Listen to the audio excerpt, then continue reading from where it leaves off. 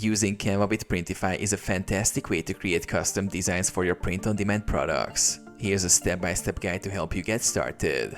Sign up for Canva.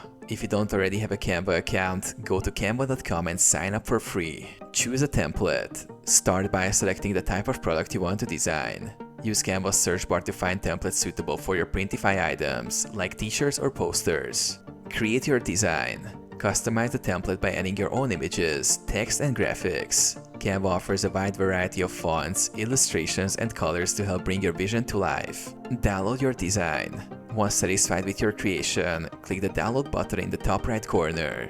Choose a high-resolution format, such as PNG or PDF, ensuring it meets Printify's design requirements.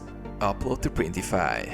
Log into your Printify account, go to My Products, and select the product you want to customize. Click Upload File to add your Canva design.